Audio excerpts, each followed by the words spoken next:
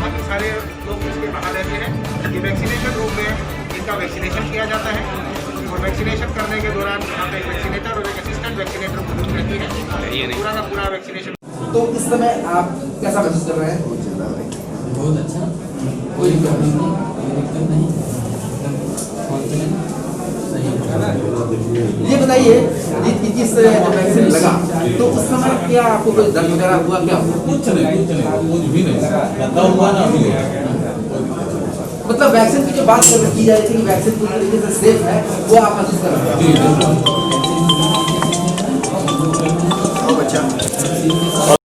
जी अपना नाम परिचय दीजिए। आप लोग इस टाइम में आगे बढ़। जी हमारा नाम अजीत कुमार मिश्रा है और मैं यहाँ पे डाटा एंट्री ऑपरेटर के पद पर तैनात हूँ SNCU में। अजीत जी आपको सबसे बड़ी खुशी किस बात की मिल रही है? आप क्या पहले शख्स हैं?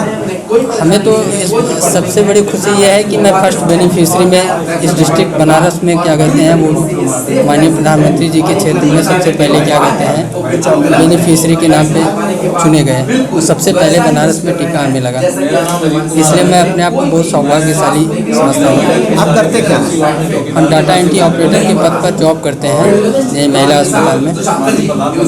तो अभी कितना वक्त हुआ है और आपको क्या कोई दिक्कत परेशानी शारीरिक रूप से कोई देखिए हमें क्या कहते हैं 11:10 पे क्या कहते हैं टीका लगाया गया और हमें अभी कोई प्रॉब्लम नहीं है, कोई दिक्कत नहीं है, एकदम फिट हैं हम।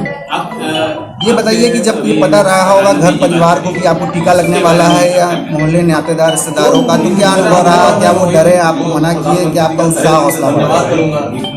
जी हमारे यहाँ जब हमें मतलब हमारे मोबाइल पे SMS आया, बट हम तो यहाँ पे रहते हैं रूम रेंट पे, किराए पे रहते हैं, बट अपने वाइफ से अपने माता पिता से बातचीत की, उन्होंने हमारा उत्साह ही बढ़ाया और किसी प्रकार की कोई प्रॉब्लम नहीं, सब लोग खुश हैं।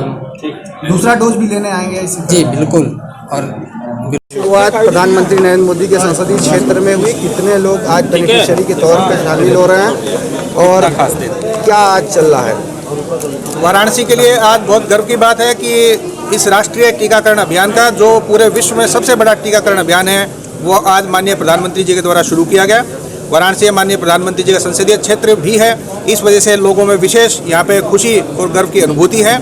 यहाँ हेल्थ वर्कर्स के सबसे पहले टीकाकरण पहले चरण में लगाया जा रहा है। वाराणसी में कुल 6 साइट्स पे 600 लोगों का टीकाकरण किया जाएगा। इस साइट पे जहाँ पे महिला अस्पताल में हम लोग हैं वहाँ पे 100 लोगों को टीकाकरण किया जाएगा।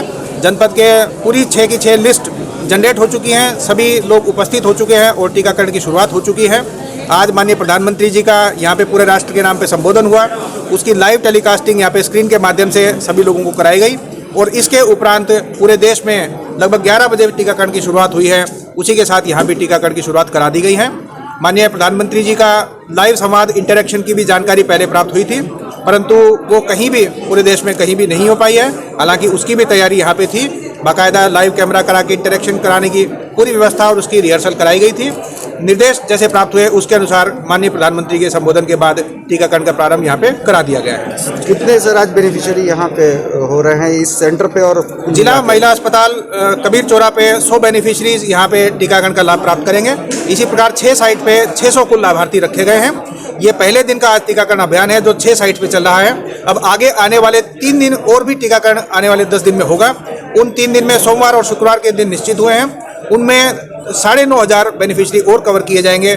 इस प्रकार से 4 दिन के टीकाकरण के प्रथम चरण में लगभग 10,000 बेनिफिशरी वाराणसी में कवर किए। किसी भी विपरीत परिस्थिति के लिए 2 अस्पताल एहतियात के तौर पे बेड्स के साथ तैयार किए गए हैं ताकि वहाँ कुछ इस तरह की अगर एडवर्स कंडीशन आए तो वहाँ उनको भर्ती कराया जाए। प्रत्येक टीकाकरण के साइट पे हम लोगों के ऑब्जर्वेशन रूम है, वहाँ पे आधा घंटा टीकाकरण के बाद स्पेंड करना जरूरी है।